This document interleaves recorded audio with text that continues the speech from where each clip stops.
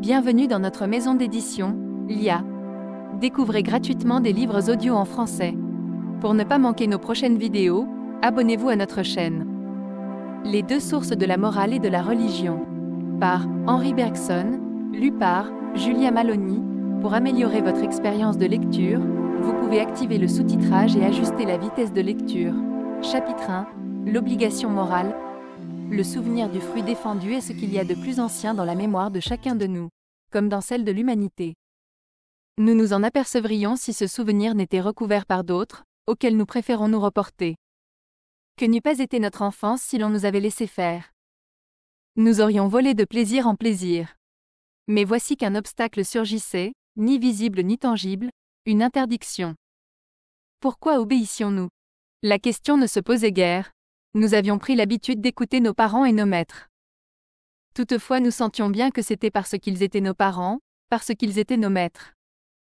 Donc, à nos yeux, leur autorité leur venait moins de même que de leur situation par rapport à nous. Ils occupaient une certaine place.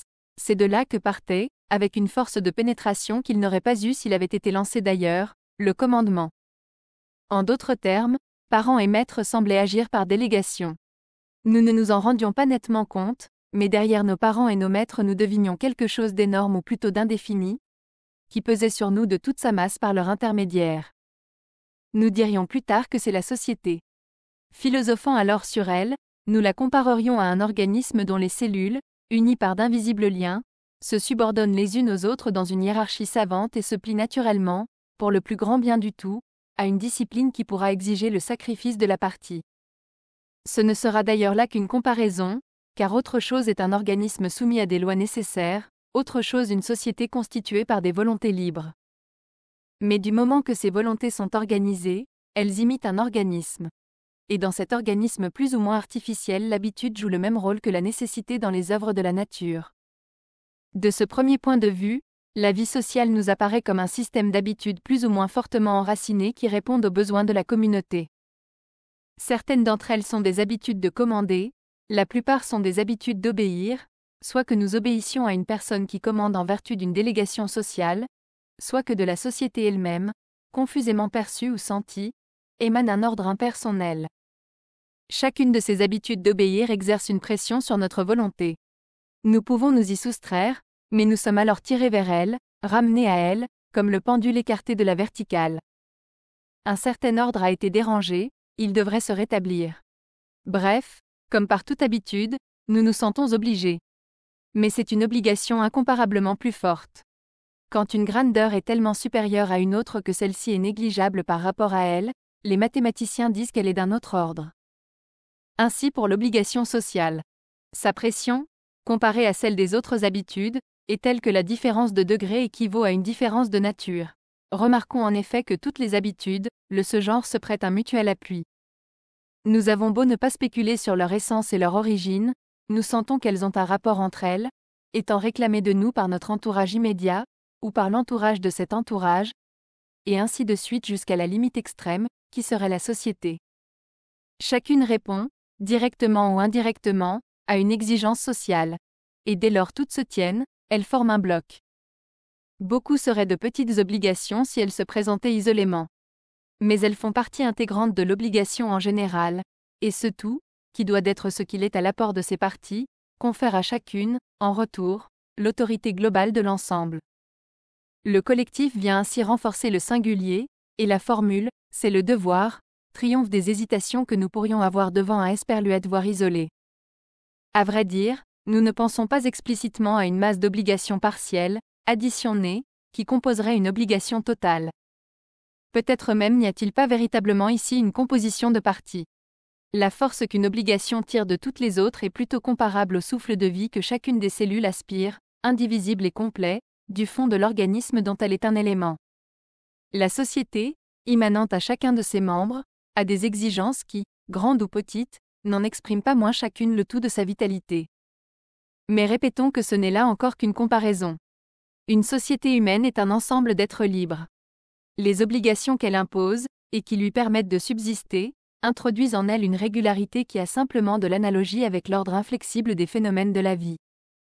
Tout concourt cependant à nous faire croire que cette régularité est assimilable à celle de la nature. Je ne parle pas seulement de l'unanimité des hommes à louer certains actes et à en blâmer d'autres. Je veux dire que là même où les préceptes moraux impliqués dans les jugements de valeur ne sont pas observés, on s'arrange pour qu'ils paraissent l'être.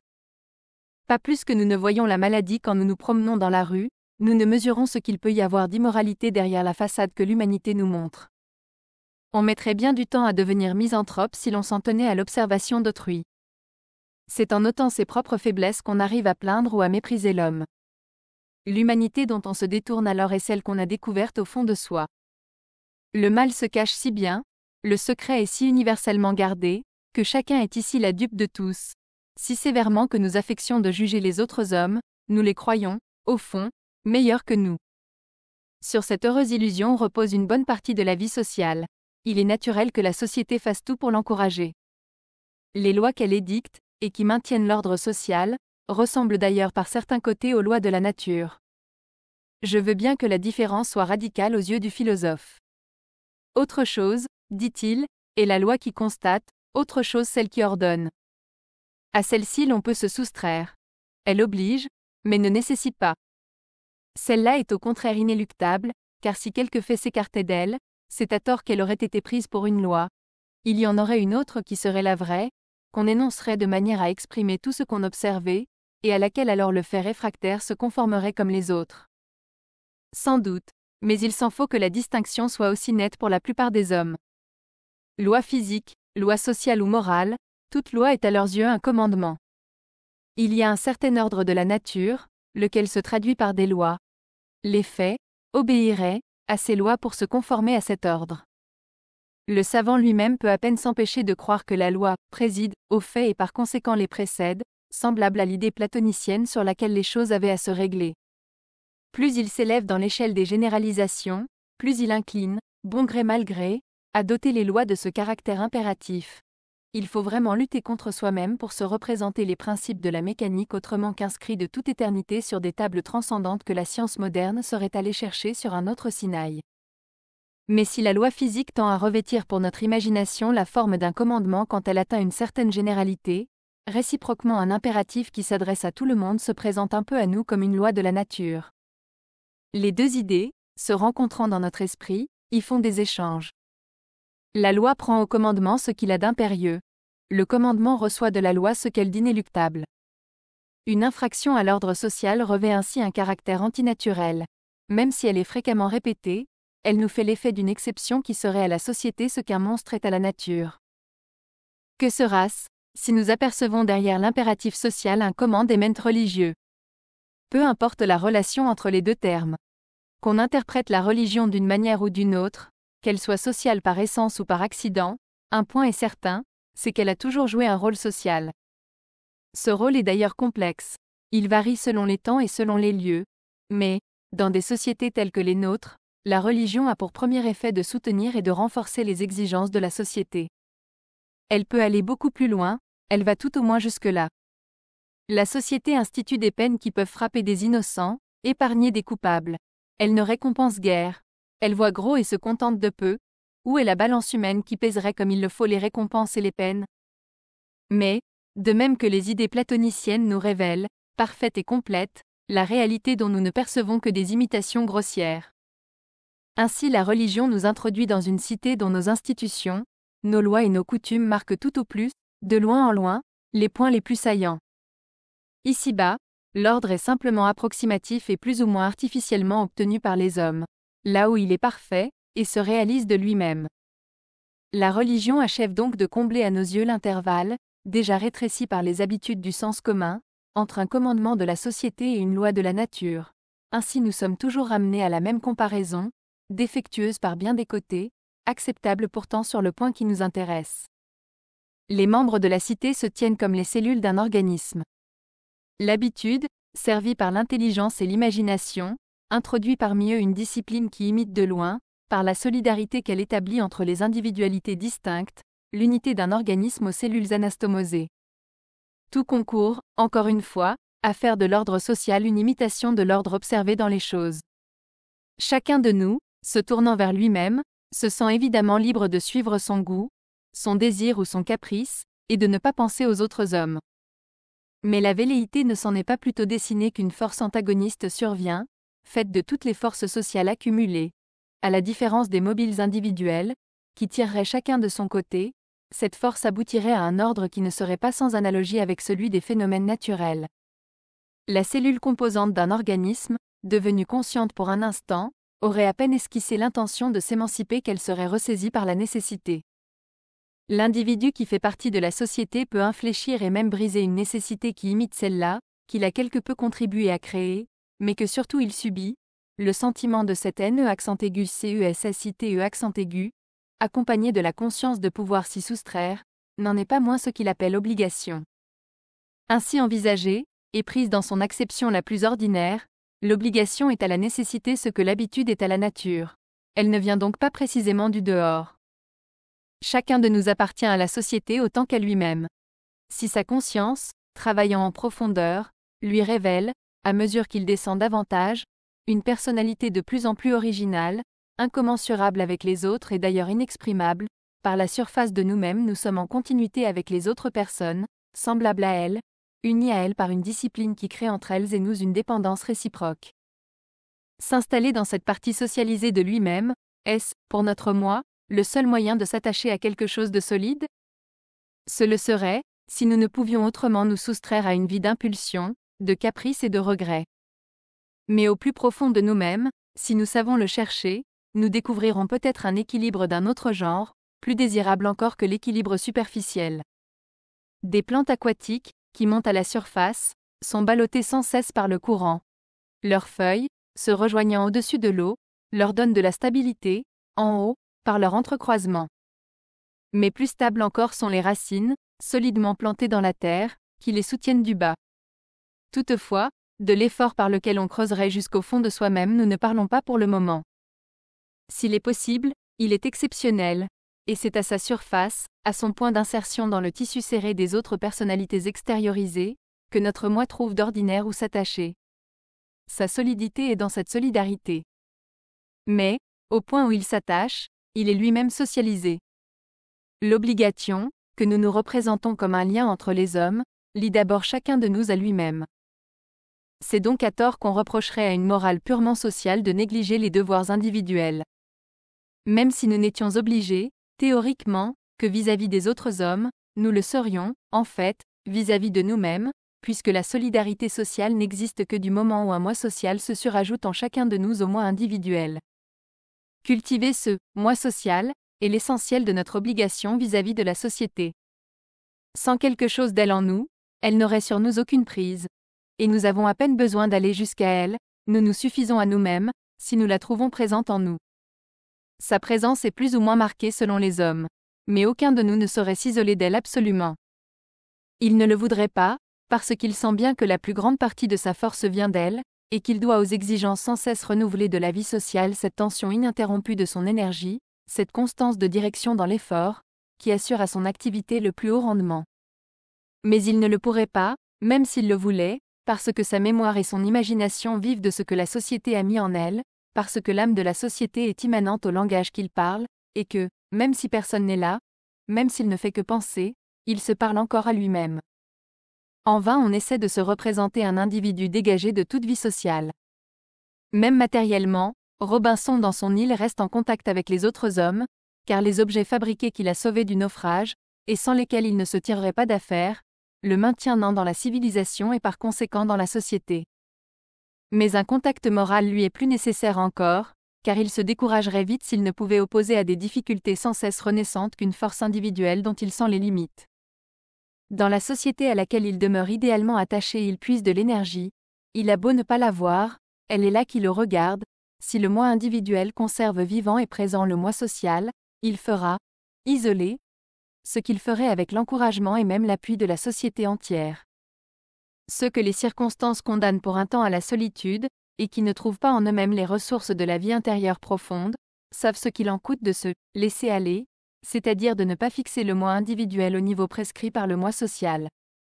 Ils auront donc soin d'entretenir celui-ci, pour qu'il ne se relâche en rien de sa sévérité à l'égard de l'autre. Au besoin, ils lui chercheront un point d'appui matériel et artificiel. On se rappelle le garde forestier dont parle Kipling, seul dans sa maisonnette au milieu d'une forêt de l'Inde. Tous les soirs il se met en habit noir pour dîner, afin de ne pas perdre, dans son isolement, le respect de lui-même. Que ce moi social soit le « spectateur impartial » d'Adam Smith, qu'il faille l'identifier avec la conscience morale, qu'on se sente satisfait ou mécontent de soi selon qu'il est bien ou mal impressionné, nous n'irons pas jusqu'à le dire. Nous découvrirons aux sentiments moraux des sources plus profondes. Le langage réunit ici sous le même nom des choses bien différentes. Quoi de commun entre le remords d'un assassin et celui qu'on peut éprouver, tenace et torturant, pour avoir froissé un amour-propre ou pour avoir été injuste à l'égard d'un enfant?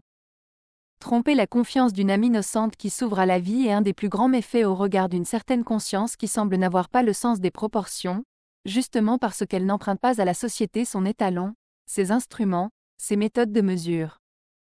Mais cette conscience n'est pas celle qui s'exerce le plus souvent. Elle est d'ailleurs plus ou moins délicate selon les personnes. En général, le verdict de la conscience est celui que rendrait le moi social. En général aussi, l'angoisse morale est une perturbation des rapports entre ce moi social et le moi individuel. Analysez le sentiment du remords dans l'âme du grand criminel. Vous pourriez d'abord le confondre avec la crainte du châtiment, car ce sont les précautions les plus minutieuses, sans cesse complétées et renouvelées, pour cacher le crime ou pour faire qu'on ne trouve pas le coupable. C'est, à tout instant, l'idée angoissante qu'un détail a été négligé et que la justice va saisir l'indice révélateur. Mais regardez de plus près, il ne s'agit pas tant pour notre homme d'éviter le châtiment que d'effacer le passé, et de faire comme si le crime n'avait pas été commis. Quand Pearson ne sait qu'une chose est, c'est à peu près comme si elle n'était pas. C'est donc son crime même que le criminel voudrait annuler, en supprimant toute connaissance qu'en pourrait avoir une conscience humaine. Mais sa connaissance à lui subsiste, et voici que de plus en plus elle le rejette hors de cette société où il espérait se maintenir en effaçant les traces de son crime. Car on marque encore la mauvaise estime à l'homme qu'il était, à l'homme qu'il n'est plus. Ce n'est donc plus à lui que la société s'adresse, elle parle à un autre. Lui, qui sait ce qu'il est, il se sent plus isolé parmi les hommes qu'il ne le serait dans une île déserte, car dans la solitude il emporterait, l'entourant et le soutenant, l'image de la société, mais maintenant il est coupé de l'image comme de la chose. Il se réintégrerait dans la société en confessant son crime.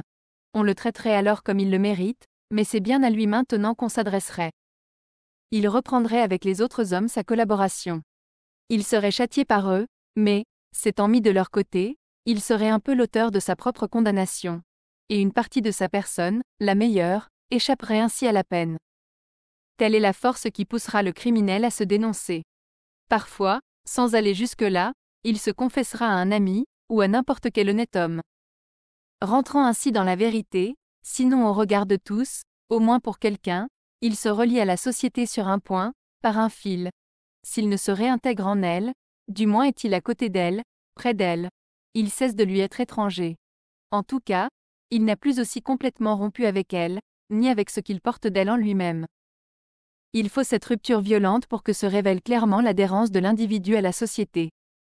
En temps ordinaire, nous nous conformons à nos obligations plutôt que nous ne pensons à elles.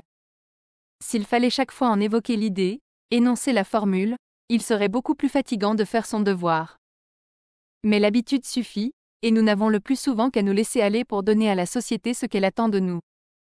Elle a d'ailleurs singulièrement facilité les choses en intercalant des intermédiaires entre nous et elle. Nous avons une famille, nous exerçons un métier ou une profession. Nous appartenons à notre commune, à notre arrondissement, à notre département, et, là où l'insertion du groupe dans la société est parfaite, il nous suffit, à la rigueur, de remplir nos obligations vis-à-vis du groupe pour être quitte envers la société. Elle occupe la périphérie. L'individu est au centre. Du centre à la périphérie sont disposés, comme autant de cercles concentriques de plus en plus larges, les divers groupements auxquels l'individu appartient. De la périphérie au centre, à mesure que le cercle se rétrécit, les obligations s'ajoutent aux obligations et l'individu se trouve finalement devant leur ensemble. L'obligation grossit ainsi en avançant, mais, plus compliquée, elle est moins abstraite, et elle est d'autant mieux acceptée. Devenue pleinement concrète, elle coïncide avec une tendance, si habituelle que nous la trouvons naturelle, à jouer dans la société le rôle que nous y assigne notre place. Tant que nous nous abandonnons à cette tendance, nous la sentons à peine. Elle ne se révèle impérieuse, comme toute habitude profonde, que si nous nous écartons d'elle. C'est la société qui trace à l'individu le programme de son existence quotidienne. On ne peut vivre en famille, exercer sa profession, vaquer aux 1000 soins de la vie journalière, faire ses emplettes, se promener dans la rue ou même rester chez soi, sans obéir à des prescriptions et se plier à des obligations. Un choix s'impose à tout instant. Nous optons naturellement pour ce qui est conforme à la règle. C'est à peine si nous en avons conscience. Nous ne faisons aucun effort. Une route a été tracée par la société, nous la trouvons ouverte devant nous et nous la suivons, il faudrait plus d'initiative pour prendre à travers champs. Le devoir, ainsi entendu, s'accomplit presque toujours automatiquement, et l'obéissance au devoir, si l'on s'en tenait au cas le plus fréquent, se définirait un laisser-aller ou un abandon. D'où vient donc que cette obéissance apparaît au contraire comme un état de tension, et le devoir lui-même comme une chose raide et dure? C'est évidemment que des cas se présentent où l'obéissance implique un effort sur soi-même. Ces cas sont exceptionnels. Mais on les remarque, parce qu'une conscience intense les accompagne, comme il arrive pour toute hésitation. À vrai dire, la conscience est cette hésitation même, l'acte qui se déclenche tout seul passant à peu près inaperçu. Alors, en raison de la solidarité de nos obligations entre elles, et parce que le tout de l'obligation est immanent à chacune de ses parties, tous les devoirs se colorent de l'atteinte qu'a prise exceptionnellement tel ou tel d'entre eux.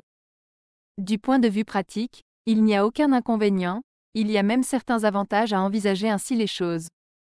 Si naturellement, en effet, qu'on fasse son devoir, on peut rencontrer en soi de la résistance, il est utile de s'y attendre, et de ne pas prendre pour accordé qu'il soit facile de rester bon époux, bon citoyen, travailleur consciencieux, enfin honnête homme. Il y a d'ailleurs une forte part de vérité dans cette opinion, car s'il est relativement aisé de se maintenir dans le cadre social, encore a-t-il fallu s'y insérer, et l'insertion exige un effort. L'indiscipline naturelle de l'enfant, la nécessité de l'éducation, en sont la preuve. Il n'est que juste de tenir compte à l'individu du consentement virtuellement donné à l'ensemble de ses obligations, même s'il n'a plus à se consulter pour chacune d'elles. Le cavalier n'a qu'à se laisser porter. Encore a-t-il dû se mettre en selle. Ainsi pour l'individu vis-à-vis de la société. En un certain sens il serait faux, et dans tous les sens il serait dangereux, de dire que le devoir peut s'accomplir automatiquement. Érigeons donc en maxime pratique que l'obéissance au devoir est une résistance à soi-même. Mais autre chose est une recommandation, autre chose une explication. Lorsque, pour rendre compte de l'obligation, de son essence et de son origine, on pose que l'obéissance au devoir est avant tout un effort sur soi-même, un état de tension ou de contraction, on commet une erreur psychologique qui a vicié beaucoup de théories morales. Ainsi ont surgi des difficultés artificielles, des problèmes qui divisent les philosophes et que nous verrons s'évanouir quand nous en analyserons les termes. L'obligation n'est nullement un fait unique, incommensurable avec les autres, se dressant au-dessus d'eux comme une apparition mystérieuse. Si bon nombre de philosophes, en particulier ceux qui se rattachent à Kant, l'ont envisagé ainsi, c'est qu'ils ont confondu le sentiment de l'obligation, état tranquille et apparenté à l'inclination, avec l'ébranlement que nous nous donnons parfois pour briser ce qui s'opposerait à elle. Au sortir d'une crise rhumatismale, on peut éprouver de la gêne, voire de la douleur, à faire jouer ses muscles et ses articulations. C'est la sensation globale d'une résistance opposée par les organes. Elle décroît peu à peu, et finit par se perdre dans la conscience que nous avons de nos mouvements quand nous nous portons bien. On peut d'ailleurs admettre qu'elle est encore là à l'état naissant ou plutôt évanouissant, et qu'elle guette seulement l'occasion de s'intensifier. Il faut en effet s'attendre à des crises quand on est rhumatisante. Que dirait-on pourtant de celui qui ne verrait dans notre sentiment habituel de mouvoir bras et jambes que l'atténuation d'une douleur, et qui définirait alors notre faculté locomotrice par un effort de résistance à la gêne rhumatismale? Il renoncerait d'abord ainsi à rendre compte des habitudes motrices. Chacune de celles-ci implique en effet une combinaison particulière de mouvements, et ne peut se comprendre que par elle. La faculté générale de marcher, de courir, de mouvoir son corps, n'est que la somme de ces habitudes élémentaires, dont chacune trouve son explication propre dans les mouvements spéciaux qu'elle enveloppe. Mais, n'ayant envisagé cette faculté que globalement, et l'ayant d'ailleurs érigée en force opposée à une résistance, nécessairement on fait surgir à côté d'elle le rhumatisme comme une entité indépendante. Il semble qu'une erreur du même genre ait été commise par beaucoup de ceux qui ont spéculé sur l'obligation. Nous avons mis l'obligation spéciale dont chacune réclame son explication à elle. Il est naturel, ou plus précisément habituel, de leur obéir à toutes. Par exception on s'écartera de l'une d'elles, on résistera, que si l'on résiste à cette résistance, un état de tension ou de contraction se produira. C'est cette raideur que nous extériorisons quand nous prêtons au devoir un aspect aussi sévère. C'est à elle aussi que pensent les philosophes, quand ils croient résoudre l'obligation en éléments rationnels. Pour résister à la résistance, pour nous maintenir dans le droit chemin quand le désir, la passion ou l'intérêt nous en détournent, nous devons nécessairement nous donner à nous-mêmes des raisons. Même si nous avons opposé au désir illicite un autre désir, celui-ci, suscité par la volonté, n'a pu surgir qu'à l'appel d'une idée. Bref, un être intelligent agit sur lui-même par l'intermédiaire de l'intelligence. Mais, de ce que c'est par des voies rationnelles qu'on revient à l'obligation, il ne suit pas que l'obligation ait été d'ordre rationnel. Nous nous appesantirons plus tard sur ce point. Nous ne voulons pas encore discuter les théories morales. Disons simplement qu'autre chose est une tendance, naturelle ou acquise, autre chose la méthode nécessairement rationnelle qu'emploiera, pour lui rendre sa force et pour combattre ce qui s'oppose à elle, un être raisonnable. Dans ce dernier cas, la tendance éclipsée peut reparaître, et tout se passe sans doute alors comme si l'on avait réussi par cette méthode à reconstituer la tendance. En réalité, on n'a fait qu'écarter ce qui la gênait ou arrêtait. Cela revient au même, je le veux bien, dans la pratique. Qu'on explique le fait d'une manière ou d'une autre, le fait est là, on a réussi. Et il vaut peut-être mieux, pour réussir, se figurer que les choses se sont passées de la première manière. Mais poser qu'il en est effectivement ainsi serait fausser la théorie de l'obligation. N'est-ce pas ce qui est arrivé à la plupart des philosophes? Qu'on ne se méprenne pas sur notre pensée. Même si l'on s'en tient à un certain aspect de la morale, comme nous l'avons fait jusqu'à présent, on constatera bien des attitudes différentes vis-à-vis du devoir. Elles jalonnent l'intervalle entre deux attitudes ou plutôt deux habitudes extrêmes. Circulation si naturelle sur les voies tracées par la société qu'on les remarque à peine. Hésitation et délibération, au contraire, sur celles qu'on prendra, sur le point jusqu'où l'on ira, sur les trajets d'aller et de retour qu'on fera en s'engageant successivement sur plusieurs d'entre elles. Dans le second cas, des problèmes nouveaux se posent, plus ou moins fréquents, et, là même où le devoir est tout tracé, on y met plus ou moins de nuances en l'accomplissant. Mais d'abord, la première attitude est celle de l'immense majorité des hommes. Elle est probablement générale dans les sociétés inférieures. Et ensuite on a beau raisonner dans chaque cas particulier, formuler la maxime, énoncer le principe, déduire les conséquences, si le désir et la passion prennent la parole, si la tentation est forte, si l'on va tomber, si tout à coup on se redresse, où donc était le ressort? Une force s'affirme, que nous avons appelée le tout de l'obligation, extrait concentré, quintessence des 1000 habitudes spéciales que nous avons contractées d'obéir aux 1000 exigences particulières de la vie sociale. Elle n'est ni ceci ni cela, et si elle parlait, alors qu'elle préfère agir, elle dirait « il faut parce qu'il faut ». Dès lors, le travail auquel s'employait l'intelligence en pesant les raisons, en comparant les maximes, en remontant aux principes, était de mettre plus de cohérence logique dans une conduite soumise, par définition, aux exigences sociales, mais à cette exigence sociale tenait l'obligation. Jamais, aux heures de tentation, on ne sacrifierait au seul besoin de cohérence logique son intérêt, sa passion, sa vanité. Parce que la raison intervient en effet comme régulatrice, chez un être raisonnable, pour assurer cette cohérence entre des règles ou maximes obligatoires, la philosophie a pu voir en elle un principe d'obligation. Autant vaudrait croire que c'est le volant qui fait tourner la machine. Les exigences sociales se complètent d'ailleurs les unes les autres. Celui même dont l'honnêteté est la moins raisonnée est, si je puis dire, la plus routinière, met un ordre rationnel dans sa conduite en se réglant sur des exigences qui sont logiquement cohérentes entre elles. Je veux bien que cette logique soit une acquisition tardive des sociétés. La coordination logique est essentiellement économie. D'un ensemble, elle dégage d'abord, en gros, certains principes, puis elle exclut de l'ensemble tout ce qui n'est pas d'accord avec eux. La nature est au contraire surabondante. Plus une société est voisine de la nature, plus large y est la part de l'accident et de l'incohérent.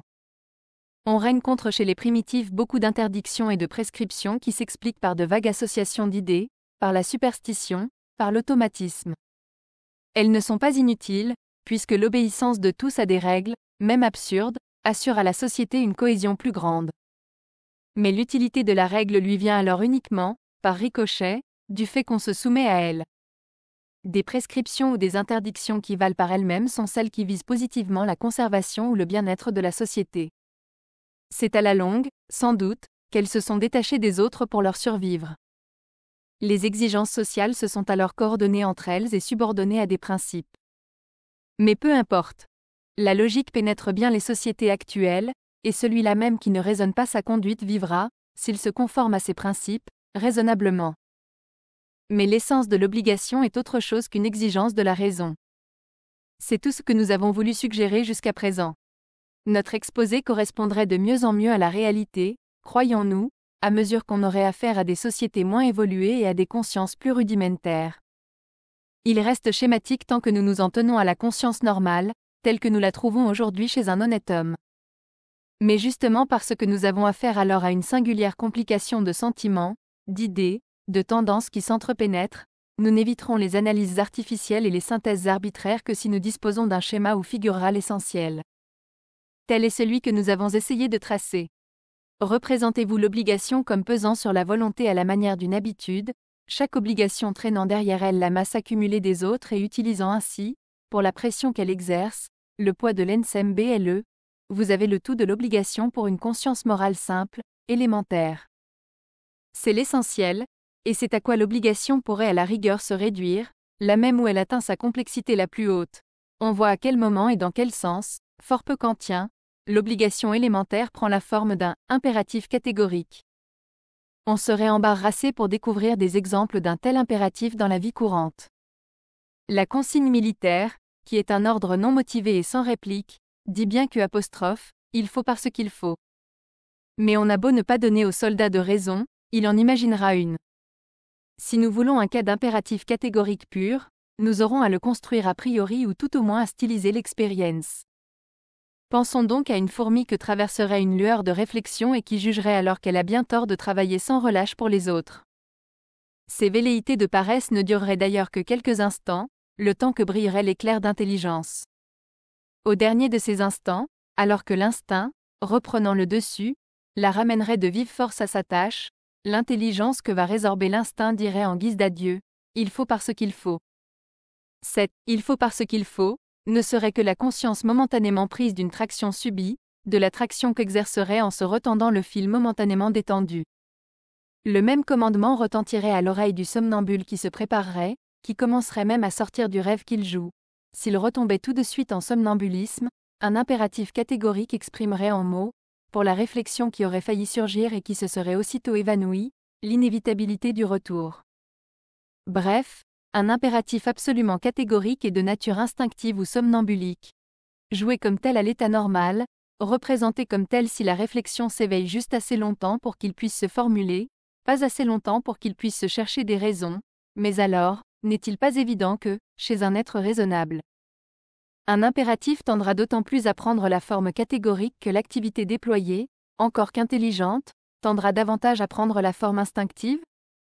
Mais une activité qui, d'abord intelligente, s'achemine à une imitation de l'instinct est précisément ce qu'on appelle chez l'homme une habitude.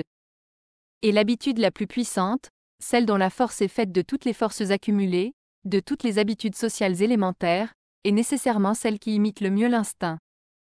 Est-il étonnant alors que, dans le court moment qui sépare l'obligation purement vécue de l'obligation pleinement représentée et justifiée par toutes sortes de raisons, l'obligation prenne en effet la forme de l'impératif catégorique, il faut parce qu'il faut.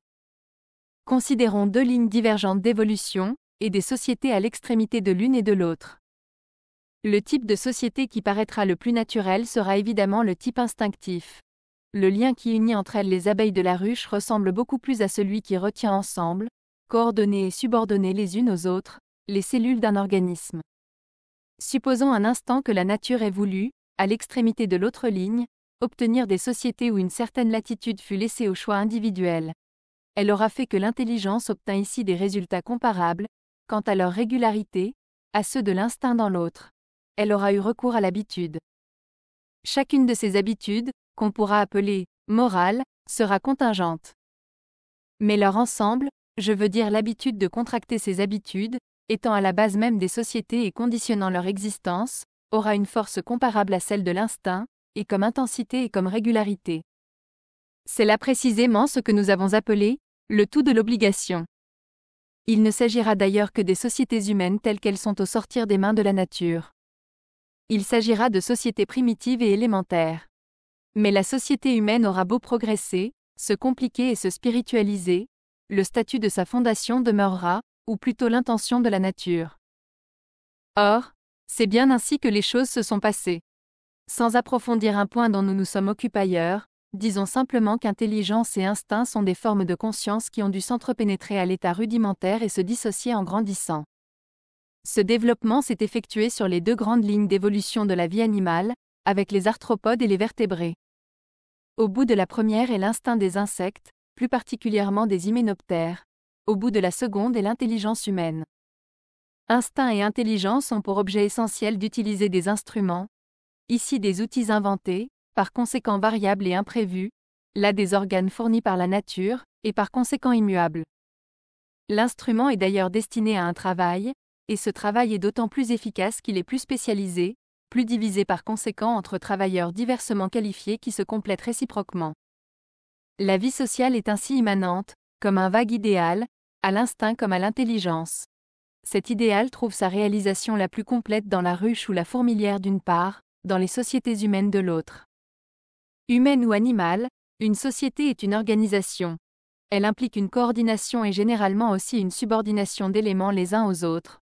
Elle offre donc, ou simplement vécu ou, de plus, représenter, un ensemble de règles ou de lois. Mais, dans une ruche ou dans une fourmilière, l'individu est rivé à son emploi par sa structure, et l'organisation est relativement invariable, tandis que la cité humaine est de forme variable, ouverte à tous les progrès. Il en résulte que, dans les premières, chaque règle est imposée par la nature, elle est nécessaire, tandis que dans les autres une seule chose est naturelle, la nécessité d'une règle. Plus donc, dans une société humaine, on creusera jusqu'à la racine des obligations diverses pour arriver à l'obligation en général, plus l'obligation tendra à devenir nécessité, plus elle se rapprochera de l'instinct dans ce qu'elle a d'impérieux.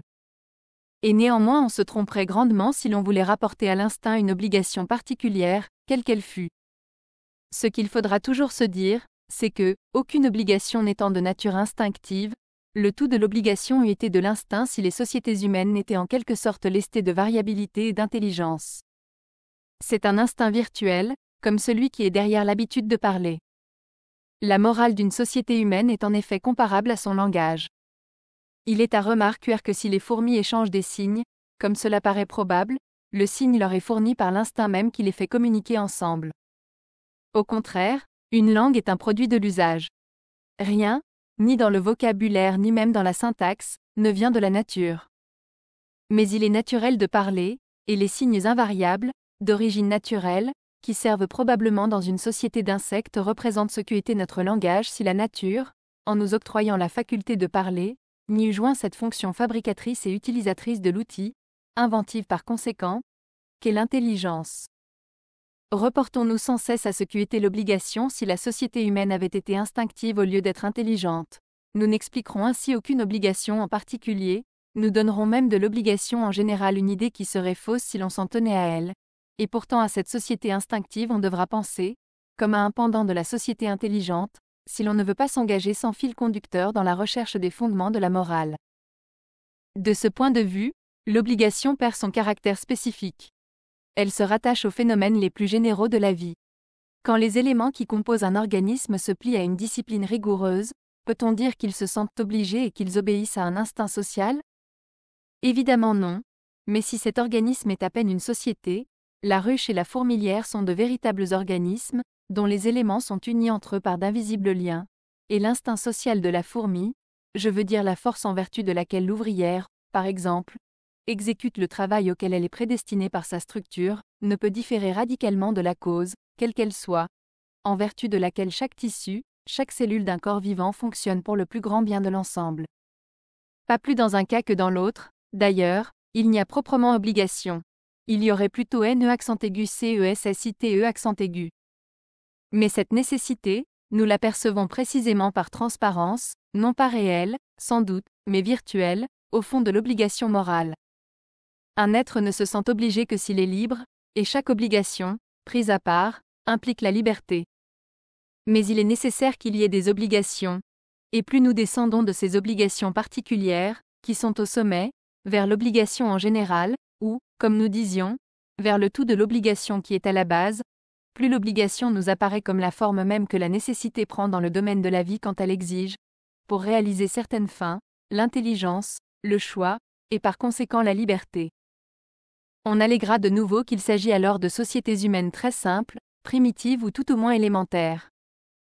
Sans aucun doute, mais, comme nous aurons occasion de le dire plus loin, le civilisé diffère surtout du primitif par la masse énorme de connaissances et d'habitudes qu'il a puisées, depuis le premier éveil de sa conscience, dans le milieu social où elle se conservait. Le naturel est en grande partie recouvert par l'acquis, mais il persiste, à peu près immuable, à travers les siècles.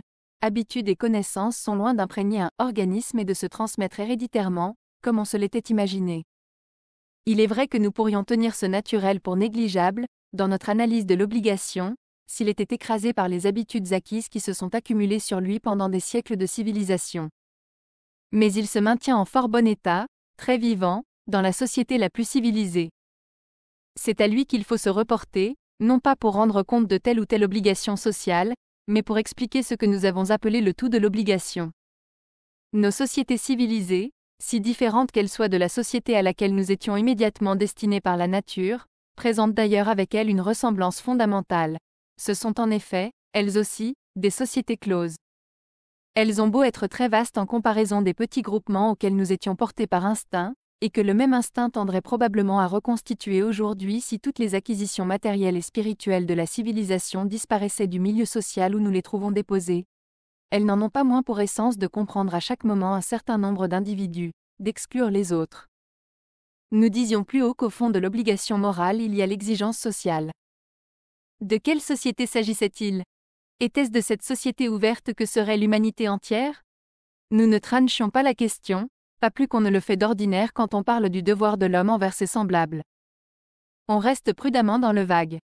On s'abstient d'affirmer, mais on voudrait laisser croire que la société humaine est dès à présent réalisée.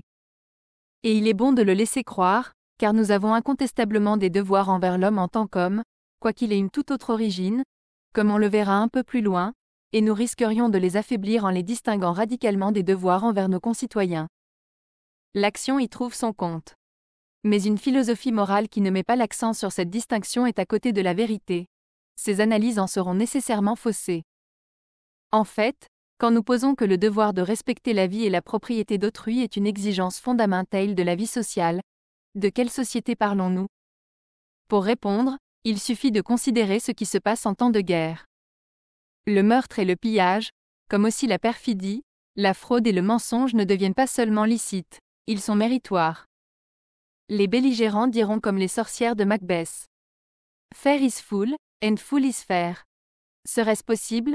La transformation s'opérerait-elle aussi facilement, générale et instantanée, si c'était vraiment une certaine attitude de l'homme vis-à-vis de l'homme que la société nous avait jusque-là recommandée ? Oh, je sais ce que la société dit.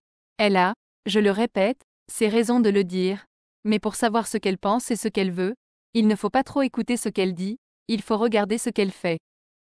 Elle dit que les devoirs définis par elle sont bien, en principe, des devoirs envers l'humanité, mais que dans des circonstances exceptionnelles, malheureusement inévitables, l'exercice s'en trouve suspendu. Si elle ne s'exprimait pas ainsi, elle barrerait la route au progrès d'une autre morale, qui ne vient pas directement d'elle, et qu'elle a tout intérêt à ménager. D'autre part, il est conforme à nos habitudes d'esprit de considérer comme anormal ce qui est relativement rare et exceptionnel, la maladie par exemple. Mais la maladie est aussi normale que la santé, laquelle, envisagée d'un certain point de vue, apparaît comme un effort constant pour prévenir la maladie ou l'écarter. De même, la paix a toujours été jusqu'à présent une préparation à la défense ou même à l'attaque, en tout cas à la guerre. Nos devoirs sociaux visent la cohésion sociale. Bon gré mal gré, ils nous composent une attitude qui est celle de la discipline devant l'ennemi. C'est dire que l'homme auquel la société fait appel pour le discipliner a beau être enrichi par elle de tout ce qu'elle a acquis pendant des siècles de civilisation, elle a néanmoins besoin de cet instinct primitif qu'elle revêt d'un si épais vernis. Bref, l'instinct social que nous avons aperçu au fond de l'obligation sociale vise toujours, l'instinct étant relativement immuable, une société close, si vaste soit-elle. Il est sans doute recouvert d'une autre morale que par là même il soutient et à laquelle il prête quelque chose de sa force, je veux dire de son caractère impérieux. Mais lui-même ne vise pas l'humanité. C'est qu'entre la nation, si grande soit-elle, et l'humanité, il y a toute la distance du fini à l'indéfini, du clos à l'ouvert. On se plaît à dire que l'apprentissage des vertus civiques se fait dans la famille, et que de même, à chérir sa patrie, on se prépare à aimer le genre humain. Notre sympathie s'élargirait ainsi par un progrès continu, grandirait en restant la même, et finirait par embrasser l'humanité entière. C'est là un raisonnement a priori, issu d'une conception purement intellectualiste de l'âme. On constate que les trois groupes auxquels nous pouvons nous attacher comprennent un nombre croissant de personnes, et l'on en conclut qu'à ces élargissements successifs de l'objet aimé correspond simplement une dilatation progressive du sentiment. Ce qui encourage d'ailleurs l'illusion, c'est que, par une heureuse rencontre, la première partie du raisonnement se trouve être d'accord avec les faits. Les vertus domestiques sont bien liées aux vertus civiques, pour la raison très simple que famille et société, confondues à l'origine, sont restées en étroite connexion. Mais entre la société où nous vivons et l'humanité en général il y a, nous le répétons, le même contraste qu'entre le clos et l'ouvert. La différence entre les deux objets est de nature, et non plus simplement de degré. Que sera-ce, si l'on va aux états d'âme, si l'on compare entre eux ces deux sentiments, attachement à la patrie, amour de l'humanité?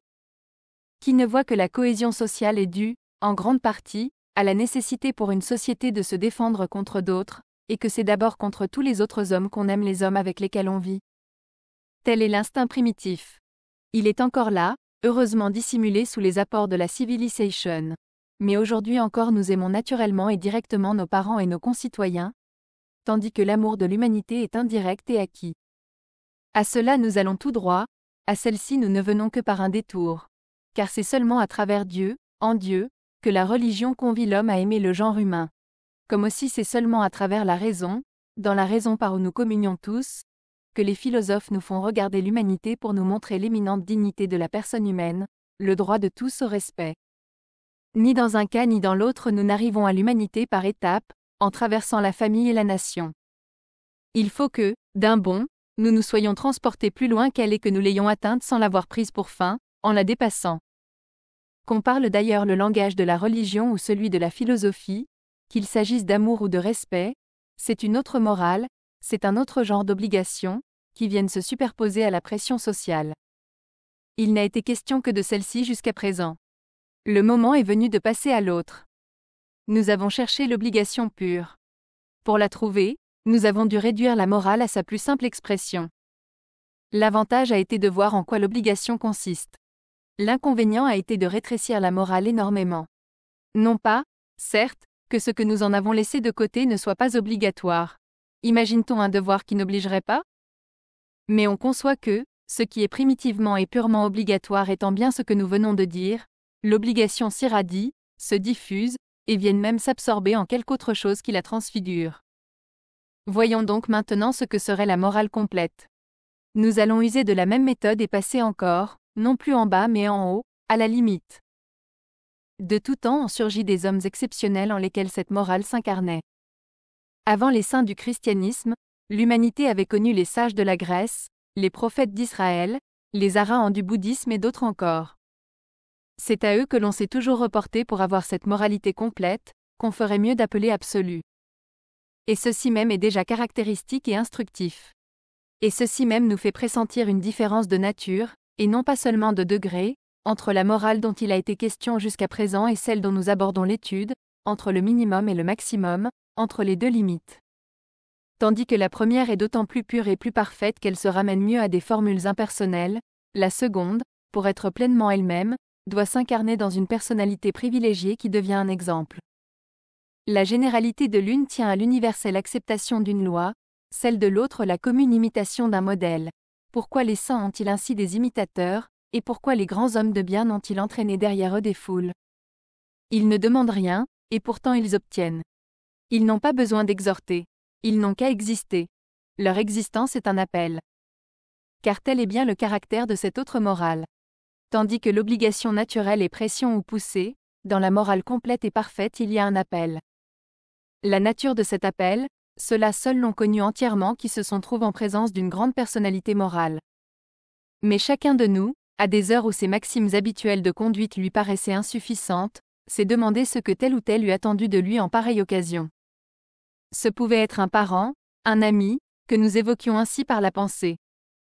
Mais ce pouvait aussi bien être un homme que nous n'avions jamais rencontré, dont on nous avait simplement raconté la vie, et au jugement duquel nous soumettions alors en imagination notre conduite, redoutant de lui un blâme, fiers de son approbation. Ce pouvait même être, tiré du fond de l'âme à la lumière de la conscience, une personnalité qui naissait en nous, que nous sentions capables de nous envahir tout entier plus tard, et à laquelle nous voulions nous attacher pour le moment comme fait le disciple au maître. À vrai dire, cette personnalité se dessine du jour où l'on a adopté un modèle. Le désir de ressembler, qui est idéalement générateur d'une forme à prendre, est déjà ressemblance. La parole qu'on fera sienne est celle dont on a entendu en soi un écho. Mais peu importe la personne.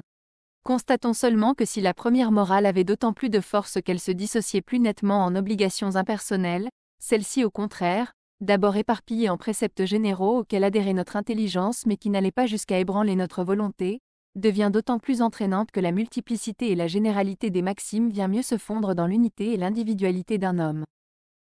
D'où lui vient sa force? Quel est le principe d'action qui succède ici à l'obligation naturelle ou plutôt qui finit par l'absorber? Pour le savoir, voyons d'abord ce qui nous est tacitement demandé. Les devoirs dont il a été question jusqu'à présent sont ceux que nous impose la vie sociale. Ils nous obligent vis-à-vis de la cité plutôt que de l'humanité. On pourrait donc dire que la seconde morale, si décidément nous en distinguons deux, diffère de la première en ce qu'elle est humaine, au lieu d'être seulement sociale.